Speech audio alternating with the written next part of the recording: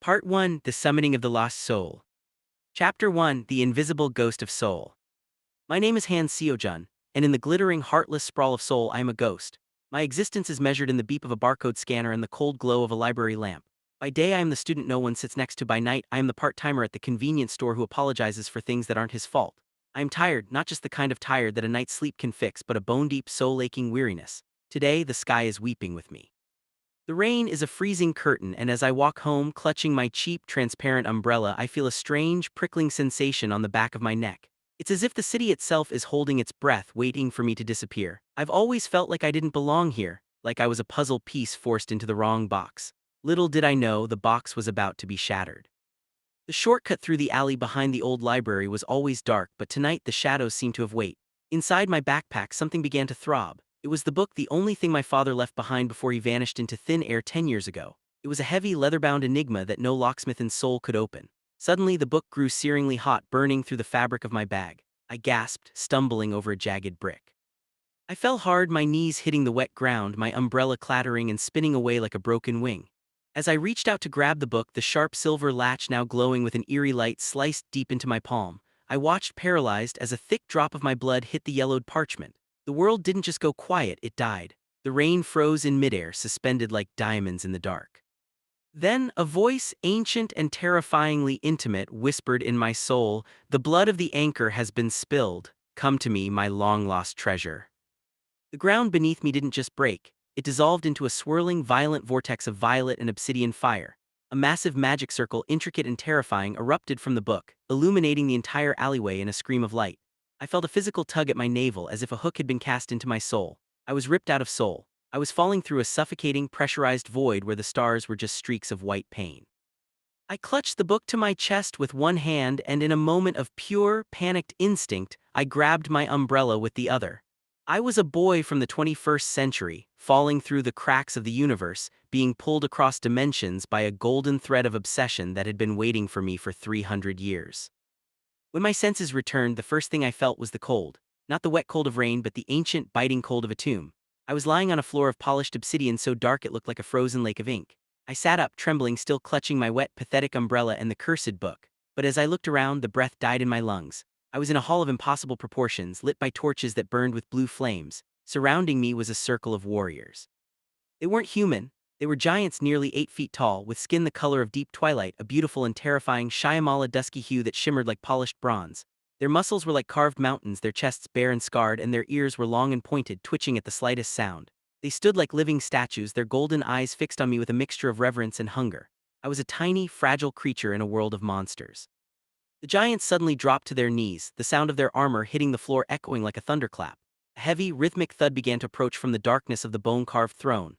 Then he appeared, Emperor Kang-Dae. He towered even over the giants, his presence so dominant that the very oxygen in the room seemed to vanish. His hair was a river of midnight falling past his waist, and his eyes were 2 burning embers of crimson obsession. He walked toward me, his heavy, fur-lined cloak sweeping the obsidian floor. He knelt, his massive, black-gloved hand reaching out to tilt my chin up with terrifying tenderness. "Look at you," he whispered, his voice a deep, vibrating velvet that made my skin crawl. "You brought a stick to shield you from the rain and a book to shield you from the truth." He let out a dark, possessive laugh that sent shivers down my spine. "The book was my invitation, Seo-Jun, and the umbrella, you won't need it. In this empire, I am the only one who decides when it rains, and I am the only one who will ever hold you. Welcome home, my beautiful, broken toy." Part 2, The Golden Cage of the Sun God. The echoes of my scream died a slow, painful death against the obsidian walls. The silence that followed was heavy, pressing against my chest until I could barely breathe. The giants, those massive, bronze-skinned warriors who looked like gods themselves, remained motionless on the floor, their foreheads pressed against the cold stone. They weren't just showing respect, they were terrified. I stood alone in the center of the hall, clutching my wet, transparent umbrella like a lifeline, my knuckles white and trembling. Then I heard it, a single, heavy footstep, then another. The sound was slow, deliberate, and filled with an authority that made the very air vibrate. He was coming. As he stepped into the light, the breath was ripped from my lungs. He was a titan. Standing nearly twice my height, Emperor Candi loomed over me like a mountain of muscle and bronze. His skin was a deep, radiant wheatish bronze, glowing with a warmth that seemed to defy the cold marble of the hall. His white silk robes were draped loosely over his massive frame, revealing the hard, corded muscles of his chest and arms. Heavy gold chains and armbands bit into his skin, clinking softly with every movement. He was the most beautiful and terrifying thing I had ever seen. I felt like a small, fragile bird caught in the shadow of a predator that had been hunting me since the dawn of time. The closer he got, the more my panic flared. I couldn't take the silence anymore. I couldn't take the way he looked at me, as if I were a long-lost treasure he had finally dug out of the earth. "Why am I here?" I shouted, my voice cracking with tears. "Who are you people? I don't belong in this place. I have a life. I have a home. Please just send me back. I'll give you the book. I'll give you anything. Just let me go home." I lunged forward, my fists hitting his broad, muscular chest. It was like hitting a wall of solid stone. I pounded against him, sobbing, my strength failing as the reality of my situation crashed down on me. He didn't move. He didn't flinch. He just stood there, letting me exhaust myself against his body. Suddenly, his large, bronze hands reached out.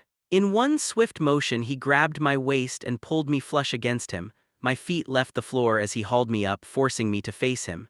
His heat was overwhelming, drying the tears on my cheeks.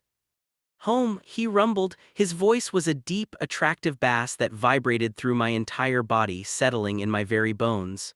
"Seo-Jun, look at me." I looked into his eyes, those molten, glowing golden eyes that only he possessed. "I have waited 300 years for this moment," he whispered, his breath hot against my skin. 300 years of watching you through the veil, reaching for a ghost I could not touch. Do you think I tore the fabric of the universe just to let you go? You were never meant for that gray, dying world. You were born for me." He leaned down, his face inches from mine, his expression dark and possessive. His grip on my waist tightened, making me gasp. "You will stay here," he declared, his voice dropping to a husky, dangerous tone. "You will live in my chambers, eat from my hand, and sleep in my bed. You will belong to me so completely that you will forget the name of the world you came from. You will stay by my side and you will bear my heirs. You will carry my children and ensure that my bloodline is as eternal as my love for you." I shook my head, terrified by the intensity in his gaze. "No, I can't. I'm a man." Kang-Dae let out a low, dark laugh that sent shivers down my spine. He pressed his forehead against mine, his golden eyes burning. "In this world my will is law and my magic is absolute. You will be my Empress, Seo-Jun. You wanted a home? Look no further. From this day on I am your only home, and I am never letting you go." Part 3: The Golden Cage of the Sun God. Chapter 11: Swept Away. Before I could even process his words about bearing his children, Kang-Dae moved. In one swift, effortless motion, he tucked his arm under my knees and the other behind my back, sweeping me off my feet. I gasped, my hands instinctively flying up to grab his neck to keep from falling. My transparent umbrella, the last piece of my old life, fell from my grip and clattered onto the obsidian floor. I reached for it, but Kang-Dae didn't stop. He held me against his massive, rock-hard chest as if I weighed nothing more than a feather. I felt so small, so incredibly fragile in his arms. My heart was hammering against his ribs, and I could feel the steady, powerful thrum of his own heart responding to mine. "Put me down," I whispered, my voice trembling. "I can walk, please just let me go." Kang-Dae didn't even look at me. He began to walk, his long strides eating up the distance of the hall. As he passed the giants, they remained bowed, their heads touching the floor in a silent, terrifying display of loyalty. I looked at them, these 9-foot-tall warriors who could crush me with a hand, and realized they were all terrified of the man holding me. We moved through massive golden archways and corridors lined with silk tapestries that told stories of wars and gods. Every servant we passed stopped and pressed themselves against the walls, their eyes wide with awe as they saw their emperor carrying a human boy dressed in strange, modern rags. We reached a set of towering doors made of solid white jade. With a single nod from Kang-Dae, the guards pushed them open. The room inside was breathtaking and terrifying. It was a sanctuary of white marble, gold leaf, and soft silks. A massive bed sat in the center, draped in translucent curtains. The air was thick with the scent of jasmine and a heavy, masculine musk that I realized belonged to Kang-Dae. He walked to the center of the room and finally set me down, but he didn't let go. He kept his hands on my waist, his golden eyes searching my face, watching the way I looked around the room like a trapped animal. "This is your new world, Seo-Jun," he murmured, his voice dropping to that deep, attractive rumble that made my skin prickle. "Everything here is for you, but first we must wash away the filth of that other world." He clapped his hands and 4 giant attendants, all handsome, bronze-skinned, and dressed in white, entered the room. They carried golden basins of scented oils and soft silk robes. "What are they doing?" I asked, backing away until I hit the edge of the massive bed. "They are going to prepare you," Kang-Dae said, his gaze darkening as it swept over my modern hoodie and jeans. These rags you wear, they offend me. They smell of a place that didn't deserve you. By the time I return, you will look like the royalty you were always meant to be. I shook my head, my eyes filling with tears again. I don't want this. I don't want to be royalty. I just want to go back to my boring life. Kang-Dae stepped closer, his shadow completely enveloping me. He reached out and ran a thumb over my lower lip, his touch both gentle and terrifyingly possessive. Your boring life is dead, Seo-Jun. I killed it the moment I opened that book. He leaned down, his lips brushing against my forehead in a kiss that felt like a brand. Do not fight them. If you do, I will have to come back and undress you myself. And I promise you, if I start touching you now, I won't be able to stop until you are screaming my name. With one last, lingering look from his golden eyes, he turned and strode out of the room, leaving me alone with the giants who were already moving toward me with their golden basins. Part 4: The Gilded Doll. The doors closed with a heavy thud, leaving me at the mercy of the 4 giant attendants. They moved with a terrifying, synchronized grace. Without a word, their large bronze hands reached for my modern clothes. I tried to pull away, clutching my hoodie, but they were as strong as the stone walls surrounding us. One by one, my jeans, my sneakers, and my shirt were removed and tossed aside like trash. I stood there shivering and exposed, my pale skin a stark contrast to their warm, sun-kissed bronze. They didn't look at me with lust but with a clinical, artistic devotion, as if they were cleaning a sacred statue that had been covered in mud for centuries. They led me to a large jade tub filled with warm water and crushed flower petals. After the bath, they began the process of dressing me. They didn't bring trousers or a tunic. They brought a long, flowing, ancient dress made of translucent white silk, similar to what the emperor wore but far more delicate. The fabric felt like cool water against my skin, draping over my frame and pooling at my feet. It was cinched at my waist with a wide, heavy gold belt, a kamarband that was so tight it forced me to stand tall. The dress was sleeveless, leaving my arms bare, and the neckline was low, exposing the collarbones Kang-Dae had stared at so hungrily. Then came the jewelry. It wasn't just decoration, it felt like a set of beautiful, expensive shackles. They placed a heavy gold choker around my neck, so thick it felt like a permanent hand resting there. On my upper arms, they slid on intricate gold armbands, bajuban, that bit into my muscles. My wrists were adorned with stacks of gold bangles that chimed every time I moved my hands, but the most overwhelming part was my feet. They slid delicate gold chains around my ankles with tiny bells that let out a soft, melodic ring with every step I took. I was covered in the emperor's wealth from head to toe, a living, breathing display of his power. As they finished, the attendants began to whisper among themselves, their golden bronze faces breaking into small, satisfied smiles. They touched my hair, braiding small gold threads into the black strands, and applied a faint, shimmering powder to my eyelids. The emperor will be pleased, one whispered in that deep, rumbling voice. He is more beautiful than the legends said, another added, his large hand hovering near my cheek as if he wanted to touch me but didn't dare.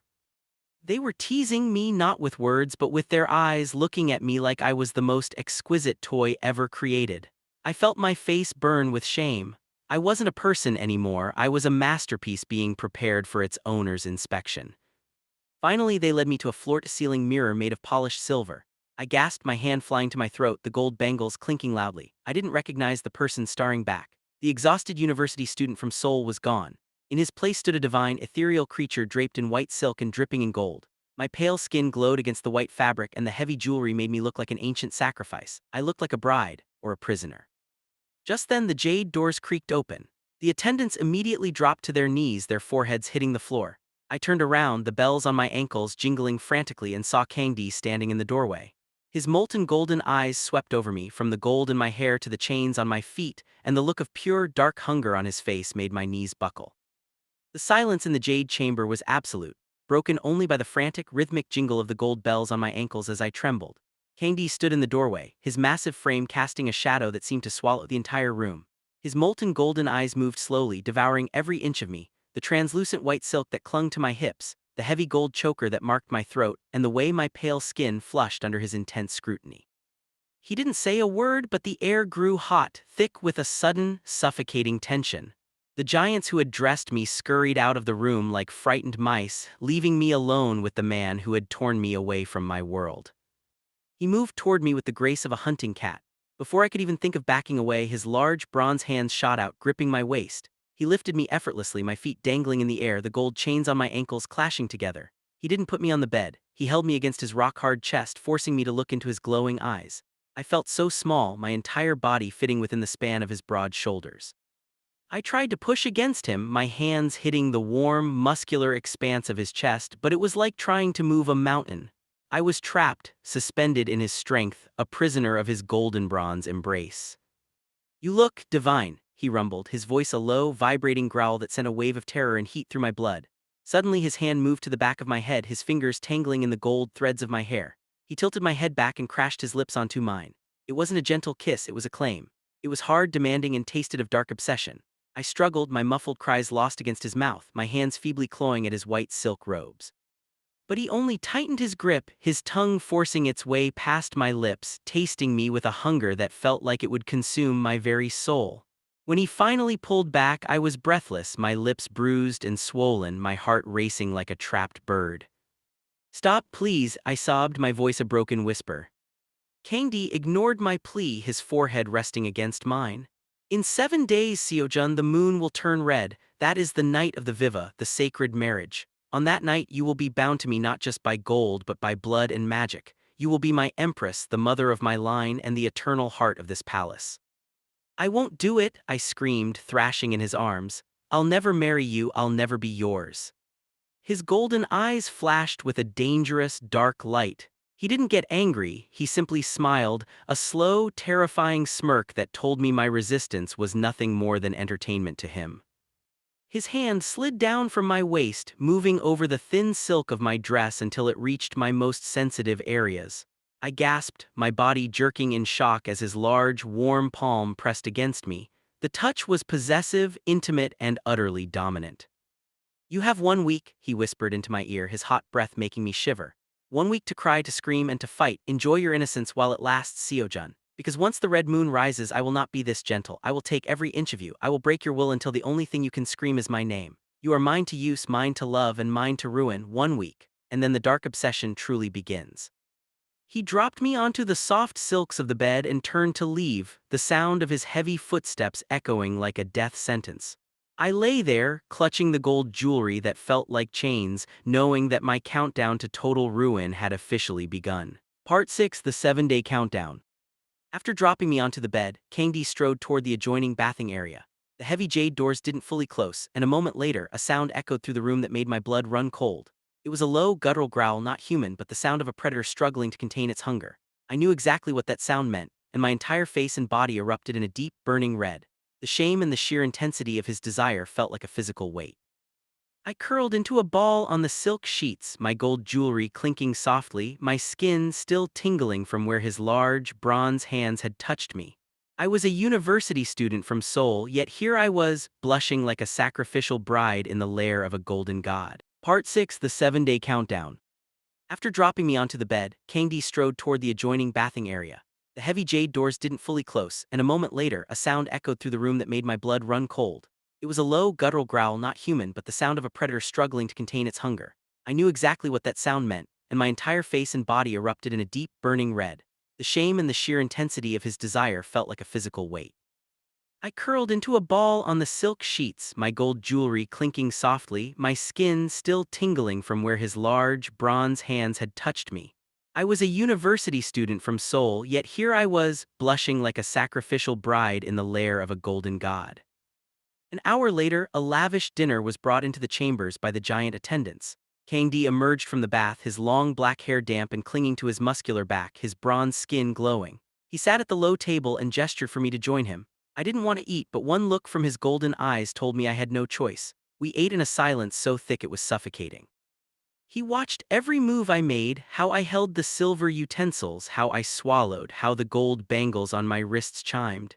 He didn't say a word, but his gaze was a constant caress, a silent reminder that even the food I put in my body now belonged to him. When the moon rose high, it was time for bed. I stood by the window, staring at the strange sky, refusing to move toward the massive bed. Suddenly I felt his heat behind me. Before I could protest, Kang-Dae's massive arms wrapped around my waist, lifting me and carrying me to the bed. He laid me down and immediately climbed in beside me, pulling my back against his rock-hard chest. I tried to wiggle away, my heart racing, but his grip was like iron. Stay, he rumbled into my hair, his voice vibrating through my spine. You are not sleeping anywhere else but in my arms. He suddenly turned me around so I was facing him. His golden eyes were dark, swirling with a dangerous obsession. He leaned down and captured my lips in a kiss that lasted an entire agonizing minute. It was a kiss of fire and shadow, a kiss that demanded I surrender everything. While his mouth conquered mine, his large bronze hands began to wander. They moved over my shoulders, down my spine, and touched every inch of my body through the thin white silk. His touch was everywhere, possessive, expert, and utterly overwhelming. To my horror, despite my fear and my anger, my body betrayed me. I felt myself becoming hard under his touch, a physical reaction I couldn't control. I let out a muffled whimper against his lips, my hands clutching his silk robes in a mix of desperation and involuntary need. Just as I thought he would take me right then and there, Kang-Dae pulled back. He saw the state I was in, my flushed face, my ragged breathing, and the undeniable evidence of my body's betrayal. A slow, triumphant smirk spread across his handsome face. He didn't go further, instead he pulled me into a tight, suffocating hug, burying his face in the crook of my neck. See, Seo-Jun, he whispered, his voice thick with dark satisfaction. Your mind says no, but your body already knows who its master is. He held me so close I could feel every muscle of his 9-foot frame. Sleep now, he murmured, his grip never loosening. In 7 days I won't stop. In 7 days you will be mine completely, and I will make sure you never want to leave this bed again. I lay there in the dark, trapped in the arms of a giant, hating him and hating my own body for responding to the monster who had stolen my life. Part 7: The Law of the Eternal Mate. I woke up the next morning to an empty bed. The heavy warmth of Kang-Dae was gone, but his scent, that intoxicating mix of sandalwood and dark musk, still lingered on the silk sheets. I stood up, my gold ankle chains jingling softly, and walked to the balcony. My breath caught in my throat. The empire was vast, stretching beyond the horizon. It wasn't a city of bricks and mortar. It was a world of floating obsidian islands, waterfalls that flowed upward, and forests that glowed with a soft, violet light. There were creatures flying through the sky that looked like dragons made of glass. It was beautiful, but it felt wrong. I looked down at the streets far below and realized something chilling. There were no humans, not one. This was a world of giants, spirits, and monsters, and I was the only prey. The giants who guarded my room seemed to think I was too fragile to even try to leave. Taking advantage of their momentary distraction during the shift change, I slipped out. I kept my head down, the hood of a white silk cloak covering my face. Because I was so small compared to everyone else, and because I was dressed in the divine white robes of the palace, the few people I passed didn't suspect a thing. They probably thought I was a temple servant or a child of the nobility. I walked through the capital city, my heart racing. I saw markets selling glowing fruits and smiths forging weapons from starlight. I wanted to see if there was any way back, any crack in this magical world that could lead me to Seoul. But the further I walked, the more I realized that this world was held together by a magic so powerful it felt like a physical weight. I didn't get far. Suddenly the sky darkened and the air grew cold enough to crack stone. The people in the marketplace immediately dropped to their knees, trembling. I froze. I knew that presence. I turned around and saw Kang-Dae standing at the end of the street. He looked like a god of destruction, his white robes billowing in a wind that only he controlled. His golden eyes were no longer glowing with warmth. They were burning with a terrifying, murderous rage. In a flash of golden light, he was in front of me. His large, bronze hand clamped around my arm, his grip so tight I let out a cry of pain. Did you think you could hide from me in my own kingdom? He hissed, his voice a low, dangerous growl. Every stone in this city reports to me, every shadow is my spy. He dragged me back to the palace, but instead of throwing me into a dungeon, he took me to the high balcony overlooking the entire realm. He pinned me against the railing, his massive body crushing mine. Why, I sobbed, why won't you let me go? Kang-Dae leaned down, his nose brushing against the pulse point on my neck. He took a deep, shaky breath. Because you are my mate, Seo-Jun, in this world we do not choose our partners. The magic of our souls chooses for us. We recognize our mates through scent and the resonance of our power. From the moment you step through that portal, your scent, like fresh rain and sweet jasmine, has been calling to my blood. I can feel your heartbeat in my own chest. I can feel your fear as if it were my own. You are the other half of my soul, and a king does not let his soul wander the streets like a beggar. He gestured to the city below, where lights were beginning to flicker in a strange, rhythmic pattern. This week is the ceremony of the eternal bond, he explained, his golden eyes fixed on mine with a dark, obsessive intensity. It is a sacred time when every highborn male of my race finds and claims his mate. For 7 days the air will be thick with magic. We use this time to bind our mates to us, to mark them so that no other can ever touch them. It is a festival of power and possession. and you, Seo-Jun, are the center of it all. For 7 days, I will show you the wonders of my magic. I will show you why you belong here. And on the 7th night, when the moon turns the color of blood, I will perform the final ritual. I will merge our magic, and you will become mine so completely that even death will not be able to separate us. He raised his hand, and the sky erupted in a display of golden and violet fire. Part 8: The Flight of the Golden Empress. Beautiful show of the power. Second day of the festival brought a new kind of intensity by his side. The giant attendants returned, but this time their touch was even more reverent. They dressed me in a garment that felt like it was woven from moonlight, a flowing feminine-style ancient gown made of layers of translucent, gossamer silk. It was light, almost weightless, yet adorned with thousands of tiny, microscopic diamonds that shimmered with every breath I took. They applied a soft, golden shimmer to my eyelids and a tint to my lips that made them look like crushed rose petals. I wore delicate gold chains around my waist and wrists, but they were lighter than before, designed for beauty rather than restraint. As I looked in the mirror, I felt a strange ache in my chest. I looked like a creature of myth, a divine bride prepared for a god. For the first time, the reflection didn't feel like a stranger. It felt like a version of me that had been waiting to be born. The doors opened and Kang-Dae stepped in. He stopped dead in his tracks, his molten golden eyes widening as they swept over me. The air in the room seemed to vanish. He walked toward me, his heavy footsteps silent on the silk rugs, and reached out to pull me into his heat. He produced a necklace, a masterpiece of glowing sunstones and white gold, and fastened it around my neck. His large, bronze fingers brushed against my skin, sending a jolt of electricity through my spine. As he finished, he let out a long, shaky sigh, his forehead resting against mine. "You are so beautiful it hurts to look at you," he whispered, his voice thick with an emotion I hadn't heard before. I felt my entire face heat up. I looked away, my heart fluttering like a trapped bird. For the first time, I didn't feel just fear, I felt a deep, confusing shyness. I hated that I liked the way he looked at me. I hated that his praise made me feel special. "Come," he murmured. Without warning, he swept me up into his massive arms. I let out a small gasp, instinctively wrapping my arms around his thick, muscular neck, my fingers tangling in his long, black hair. He stepped out onto the balcony, and instead of walking down the stairs, he stepped off the edge. I screamed, burying my face in his chest, but we didn't fall. Using his magic, Kang-Dae began to rise into the air. We floated higher and higher, soaring above the obsidian spires and glowing forests of the empire. The wind whipped my silk robes around us, but I felt perfectly safe in his iron grip.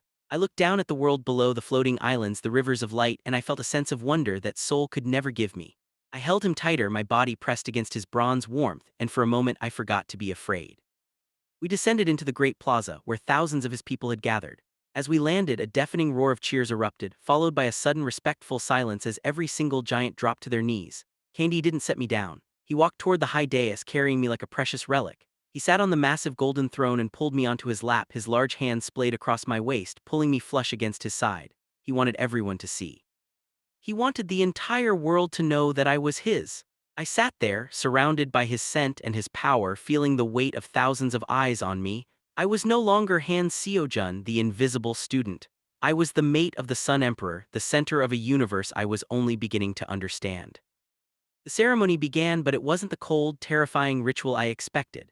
It was a celebration of life. People approached the throne, giants who were just as handsome and tall as the guards, and women who were breathtakingly beautiful, their bronze skin adorned with flowers. They brought us offerings, baskets of glowing fruits, hand-woven silks, and traditional sweets that tasted like honey and starlight.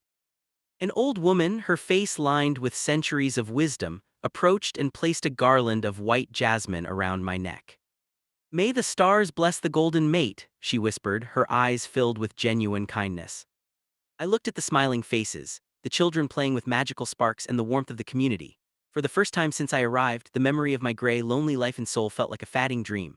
I looked up at Kang-Dae, who was watching me with a soft, possessive pride, and I realized with a start that I wasn't fighting him anymore. The world of giants was no longer a nightmare. It was becoming my reality, and the golden thread binding our souls was pulling tighter than ever before. Part 9: The Weight of the Emperor's Desire. The great plaza was a sea of color and emotion. All around us, the giants were exchanging gifts, tokens of eternal loyalty. Husbands draped heavy gold chains over their wives, and lovers exchanged glowing gems. I watched them, feeling like an outsider, until I felt Kang-Dae's massive hand move to my neck. He fastened a new necklace around me, a heavy, intricate piece of solid gold with a blood-red ruby that pulsed like a heartbeat. "This is not just a gift, Seo-Jun," he whispered, his golden eyes burning into mine. "It is a mark. It tells every soul in this empire that you are the breath in my lungs and the blood in my veins." I looked at him, my heart thumping.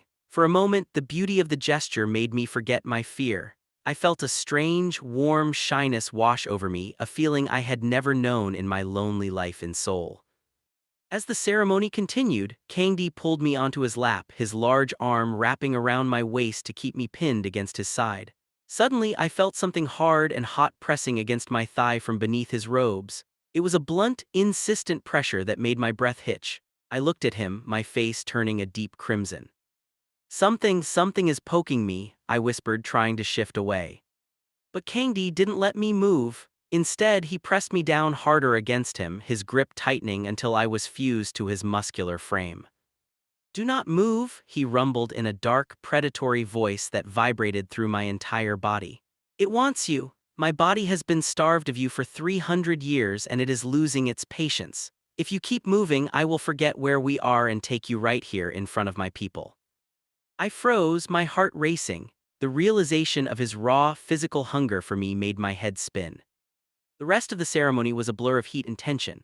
Every time I moved, I felt him, the evidence of his desperate need for me. Finally, the sun dipped below the horizon. Kang-Dae didn't wait for the celebrations to end. He stood up, swept me into his arms, and took to the sky. We flew back to the palace at a terrifying speed, the wind whipping my silk robes. He didn't say a word, but I could feel the tension in his muscles, the way his heart was thundering against my back.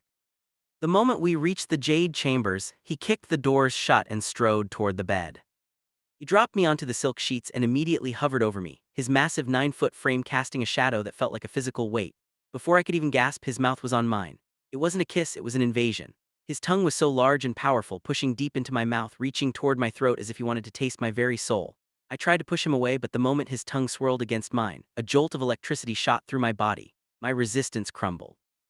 I found myself responding, my own tongue tangling with his, my hands clutching his white silk robes as I became lost in the heat of his obsession.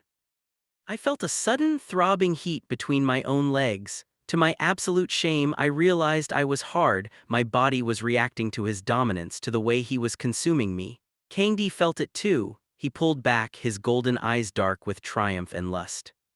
"Look at you," he whispered, his voice thick and husky. "Your body is crying out for me." He didn't wait for an answer. He parted my legs, his large, bronze hands moving with a terrifying efficiency. I was wearing nothing but the thin silk robe and he pushed it aside, exposing me completely. "This is my doing," he growled, looking down at my aroused state, "and it is my responsibility to fix it." He leaned down, his mouth replacing his hands. I let out a choked scream, burying my face in the silk pillows as he began to use his mouth and hands on me. His mouth was so large, his touch so overwhelming that I felt like I was being swallowed whole. I was so embarrassed, so overwhelmed by the pleasure that I couldn't even look at him. When it was over, I was a trembling mess, my mind a fog of pleasure and shame. Kang-Dae didn't leave me. He pulled me into his arms, cleaning me with a damp silk cloth before a late-night meal was brought in. He sat on the bed and fed me himself piece by piece as if I were a precious child. I found myself leaning into him, the taste of the exotic fruits and honeyed meats making me feel safe for the first time. The next morning he woke up early for his royal duties. He kissed my forehead and left, leaving me in the quiet luxury of the chambers. I spent the day in a daze, the memory of his touch burned into my skin. As evening approached, the shadows began to lengthen and I found myself doing something I never thought I'd do. I was waiting for him. I was waiting for the monster who had stolen my life, because in this strange, beautiful world, he was the only thing that made me feel alive. Part 10: The Crimson Waltz and the Melting Heart. 3 days have passed, and the world I once knew, the gray streets of Seoul, the smell of cheap instant noodles, the cold silence of my lonely apartment, is fading like a half-remembered dream. In Korea I was Han Seo-Jun, a man who fought every day just to exist. I was strong, I was independent, but I was invisible. Here in this empire of bronze giants and floating palaces, I am everything. I spend my days wandering through halls of jade and gold, waiting. I hate myself for it, but I find my ears straining for the sound of his heavy, rhythmic footsteps. When Kang-Dae is away, the palace feels cold, but when he returns, he brings the sun with him. He showers me with gifts, fruits that burst with flavors I can't name, silks that feel like a lover's caress, and jewels that glow with the light of 1,000 stars. The servants whispered to me today, their voices full of awe. They told me he searched for my soul for 300 years. They said that when my light finally appeared on his magical maps, he nearly tore the sky apart to reach me. I was a ghost in my own world, but to this golden-eyed monster, I am the only thing that matters. Every time he touches me, the man I used to be melts away, leaving behind someone who craves the very heat that should terrify him. Tonight is the peak of the festival, and the dress he sent me is a masterpiece of sin and beauty. It is a daring combination of crimson red and pure white silk. When I put it on, I gasped at my own reflection. The back is entirely open, exposing the pale curve of my spine down to the small of my back. The front is held together by nothing but delicate gold threads that barely cover my chest, and the skirt is split so high that every step reveals the entirety of my legs. I feel exposed, vulnerable, and utterly marked. My hair has grown rapidly in this magical air, now reaching my neck, and the attendants braided it with rubies that look like drops of blood. They adorned my arms with gold filigree and placed the emperor's heavy gold necklace around my throat, the one that feels like a permanent hand claiming me. I am a university student from the 21st century, yet I am dressed like an ancient sacrifice. I am terrified of the hunger I see in his eyes, but even more terrified of the way my own body responds to it. The great moon hall was a sea of white silk and bronze skin. As I entered the music, a haunting melody of harps and drums stumbled into silence. Thousands of giants, each one a masterpiece of muscle and grace, turned to look at me. I felt so small, so fragile, but then I saw him. Candi was standing at the top of the royal dais, looking like a god of war in his white and gold armor. His molten golden eyes locked onto mine, and the rest of the world simply vanished. He reached out his hand, a hand so large it could crush me, yet so gentle as he took my fingers. He pulled me up to the throne beside him, his gaze devouring the skin exposed by my crimson dress. He didn't say a word, but he didn't have to. He sat me down and rested his massive warm hand on my bare thigh, his thumb stroking the skin in a slow, possessive circle. I felt the heat of him through the silk, a silent declaration to everyone in the hall: this is mine. Touch him and you die. The celebration was a blur of wine, laughter, and magic. But then the emperor stood, pulling me with him to the center of the floor. The giants cleared a path, watching with bated breath. As we began to dance, I felt like I was caught in a storm. Kang-Dae is so much larger than me, his 9-foot frame towering over me, his shadow completely enveloping my smaller form. He held me by the waist, his hands nearly meeting around my middle, and led me through a waltz that felt like a ritual. I felt so light in his arms, as if the gravity of this world didn't apply to me when he was holding me. We spun through the hall, the crimson and white of my dress fluttering like the wings of a butterfly. I looked up at him, and for a moment I saw past the tyrant and the monster. I saw the 300 years of loneliness in his golden eyes. I saw the desperation of a man who had finally found his soul. I found myself leaning into him, my hands resting on his broad, armored shoulders, my heart beating in perfect synchronization with his. By the end of the night, the wine and the overwhelming magic of the festival had drained me. My head felt heavy and my legs were trembling from the hours of standing and dancing. As the music slowed to a soft, melodic hum, I felt my resistance finally crumble. I didn't care about the giants watching us. I didn't care about the world I had left behind. All I cared about was the warmth of the man holding me. I let out a soft sigh and leaned my head against Kang-Dae's massive, muscular shoulder. His armor was cool, but his neck was warm, smelling of that intoxicating sandalwood and musk. I felt his large arm wrap around me, pulling me so close that I could feel the vibration of his low, satisfied chuckle in his chest. He didn't let go. He simply held me there in the middle of the ballroom, protecting me from the world. "Sleep, my heart," he whispered, his voice a deep, beautiful rumble that felt like a lullaby. "The stars have finally brought you home. You are safe now. You are mine." I didn't fight him. I simply closed my eyes and let the darkness take me, knowing that I was exactly where I was meant to be. Part 11, The Sacred Union Under the Blood Moon. The seventh day arrived not with a sunrise, but with a pulse of ancient magic that shook the very foundations of the Obsidian Empire. From the highest floating islands to the deepest crystal caverns, the kingdom was a whirlwind of activity.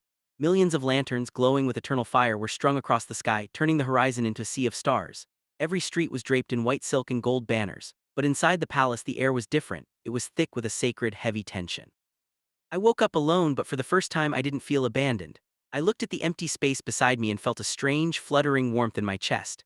Seo-Jun, the boy who had nothing in Seoul, had finally found a place where I was wanted. I realized with a heart-stopping clarity that I no longer wanted to run. I loved him. I loved the monster who had waited 300 years for me. Before the sun could reach its peak, dozens of high-ranking attendants entered my chambers. They led me to a private sanctuary where a massive pool of steaming rose water awaited. They bathed me with a reverence that made me feel like a god. They applied sacred aushadhas, magical herbs and medicinal oils, to my skin, which made my body glow with an ethereal light and smoothed every imperfection. They massaged my face with crushed pearls and rare floral extracts until my skin was as soft as the silk I was about to wear. I felt my human fragility being stripped away, replaced by the radiant beauty of an imperial mate. The emperor had decreed that we must not see each other until the ceremony. I was moved to a separate, breathtakingly decorated chamber, a room filled with white lilies and golden mirrors. My wedding dress was a masterpiece that mirrored Kang-Dae's own attire. It was a heavy, multi-layered robe of celestial white and sun-gold silk. The fabric was enchanted to shimmer like moving water, and the hem was embroidered with the history of our souls in gold thread. The jewelry was even more magnificent, chains of diamonds that draped over my shoulders, gold rings for every finger, and a crown of white gold that sat heavily upon my head. I sat in that room for hours, the silence eating at me. I craved his touch. I craved the golden fire of his eyes. The separation was a torture I hadn't expected, a testament to how much I had truly surrendered to him. As night fell, the sky did not turn black, it turned a deep, bruised purple. Then, the moon began to change. Slowly, it bled into a terrifying, beautiful crimson red. This was the blood moon, the time of the Great Union.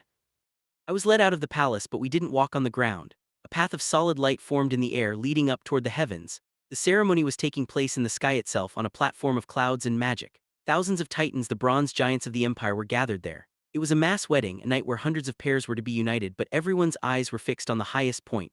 There, on a throne of pure light, sat the king. Kang-Dae stood at the highest altar, looking like a primordial god in his matching white and gold robes. His 9-foot frame was a pillar of power against the red moon. As I reached him, the world went silent. He took my hands, his bronze skin warm against my pale, trembling fingers. The high priest stepped forward, holding a single chalice carved from a single diamond. It was filled with holy water from the first spring. Kang-Dae drank first, his golden eyes never leaving mine, and then he held the cup to my lips.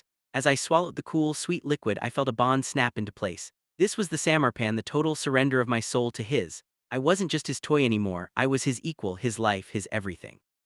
The ceremony concluded with the blessing of the elders. A group of ancient, wise giants approached us, chanting in a language that sounded like the earth itself was speaking. One of them handed me a small crystal glass filled with a deep red liquid. "Drink, golden mate," the elder whispered. "It is the nectar of the ancestors to bless your union." Thinking it was merely a sweet juice, I drank it all in one gulp. It tasted like honey and wild berries, but the moment it hit my stomach, a strange, terrifying heat began to spread through my veins. As the public celebration began, I felt a sudden, overwhelming wave of dizziness. My skin felt too tight for my body. Every breath I took felt like a gasp. I looked at Kang-Dae, and suddenly the sight of his broad shoulders and his golden eyes made my blood boil with an uncontrollable, desperate hunger. I didn't know it, but the juice was a powerful aphrodisiac and bond sealer, designed to ensure the first night of the union was unforgettable. I felt myself becoming excited, my body reacting with a violence I couldn't control. I leaned into Kang-Dae, my hands clutching his robes, my face flushed a deep, feverish red. No one else knew, but Kang-Dae felt the change in my scent. He felt the way I was trembling against him. A dark, triumphant smirk spread across his face. Without a word to the crowd, Kang-Dae swept me into his arms. He didn't fly back to the palace. He carried me to a hidden pavilion floating even higher in the clouds, a room made of glass and gold that looked out over the entire red-lit empire. The bed was covered in the softest white furs and rose petals, lit by the glow of the crimson moon. He laid me down, his massive frame hovering over me, his golden eyes burning with a dark, obsessive fire. I was breathless, my mind a fog of desire and love, my body screaming for the touch of the man who had claimed me. "The 7 days are over, Seo-Jun," he whispered, his voice a deep, vibrating growl that promised both heaven and ruin. "Now, the rest of eternity begins." Part 12, The Night of the Crimson Moon. Chapter 60, The Threshold of Fire. The floating pavilion was a sanctuary of glass and gold, suspended in the heart of the crimson sky. Outside, the blood moon cast a heavy, red glow over the world, but inside, the only light came from the flickering blue torches and the molten gold of Kang-Dae's eyes. He laid me down on the bed of white furs, his movements surprisingly slow, almost agonizingly so. The nectar I had drunk was no longer a sweet memory, it was a wildfire in my veins. Every inch of my skin felt hypersensitive, craving a touch that was heavy enough to bruise. I looked up at him, my vision blurred by tears of desperation. I was no longer the boy who wanted to run. I was a creature of pure, unadulterated need. Kang-Dae hovered over me, his massive 9-foot frame a wall of bronze muscle. He began to undo the gold threads of my wedding robe, his large fingers brushing against my chest with a gentleness that felt like torture. "I promise to be gentle on our first night, Seo-Jun," he whispered, his voice a deep, vibrating rumble. "No," I gasped, my hands reaching up to grab his thick, muscular arms, pulling him down toward me. Don't be gentle, please, I can't, I need more." His golden eyes darkened, a flash of predatory satisfaction crossing his face. He ignored my plea, instead leaning down to trail slow, agonizing kisses along my jawline, avoiding my lips, avoiding the places where the fire was burning the hottest. He was testing me, pushing my mind to the brink of madness. I couldn't take it. The dark romance of our bond was a cage, and I wanted him to lock the door. I arched my back, my pale skin flushed a deep, feverish red against the white furs, the gold bells on my ankles jingled frantically as I thrashed beneath him. "Kang-Dae, please," I sobbed, my voice breaking. "Take me, all of me, break me if you have to, just make this stop." The Emperor's restraint finally snapped. The growl that left his throat was primal, the sound of a beast that had finally been given permission to devour its prey. He grabbed my wrists, pinning them above my head with a single hand, his grip unyielding. "You asked for this, my treasure," he hissed, his golden eyes glowing with a terrifying, obsessive light. "Remember this moment, remember that you begged for the monster to claim you." He didn't just touch me, he conquered me. His mouth was everywhere, on my neck, my chest, my thighs, leaving marks that looked like rubies against my skin. The contrast was breathtaking, my small, pale, trembling form lost beneath his massive, bronze and powerful body. Every time he moved, the jewelry we wore clinked together, a rhythmic melody to my surrender. The nectar made every sensation feel like a lightning strike. I wanted more than he could give, pushing myself against him, my legs wrapping around his waist, pulling him into the fire. He was obsessive, his hands mapping every inch of me as if he were branding his soul onto my flesh. In that red-lit room, I wasn't just his empress, I was his obsession made manifest. I was the toy he had waited 300 years to break, and I was loving every second of my ruin. As the moon reached its zenith, the final ritual took place. In the height of our passion, I felt a sharp, searing pain at the base of my neck, the mark of the Emperor. He bit down, his teeth sinking into my skin, sealing the soul bond forever. A surge of his dark, golden magic flooded my system, merging with my own. I cried out, my voice echoing through the clouds as my mind finally shattered. I wasn't Han Seo-Jun anymore, I was his. I was the golden mate. I collapsed against him, my body spent and trembling, my heart beating in perfect, slow synchronization with his. He held me close, his large arms wrapping around me like a fortress, his breath hot against my ear. "Now," he whispered, the obsession in his voice final and absolute. "Now you are truly home, and even the gods cannot take you from me." Part 13, The 7 Days of Divine Fever. The morning after the blood moon, the air in the Obsidian Empire was thick with a sweet, intoxicating musk. Candi led me out of the palace for a walk through the royal gardens and the upper city. I was draped in thin, translucent white silks, the gold mark on my neck glowing faintly. As we walked, I gasped at the sight around us. Everywhere I looked, under the glowing trees, beside the floating fountains, in the open plazas, couples were locked in passionate embraces. There was no shame, only a raw, primal display of affection. "Why is everyone like this?" I whispered, my face flushing as I saw a giant warrior pinning his mate against a marble pillar. Kang-Dae pulled me closer, his large hand resting heavily on the small of my back. "The 7 days following the blood moon are sacred, Seo-Jun. It is the time of the divine fever. Our magic is merging and our bodies demand constant union to stabilize the bond. For these 7 days there is no law but the law of the mate." I wanted to ask more, but suddenly a wave of intense, throbbing heat washed over me. It started at the base of my spine and spread through my veins like liquid fire. My breath hitched, and I felt a familiar, desperate hardness growing between my legs. The scent of Kang-Dae, that dark sandalwood and musk, became so overwhelming that I felt dizzy. I looked up at him, my eyes wide and hazy with need. "Kang-Dae, I feel strange, it's happening again." A dark, triumphant smirk spread across his face. He didn't say a word. He simply grabbed my arm and pulled me off the main path, dragging me into the deep shadows of the royal garden where the flowers glowed like dying embers. He slammed me against a high stone wall, the cold rock a sharp contrast to the fever burning in my skin. He didn't wait. His large, bronze hands moved with a terrifying speed, ripping the white silk robes from my body until I stood completely exposed in the fatting afternoon light. I was trembling, my pale skin covered in goosebumps, my mind screaming for him to stop and to never let go at the same time.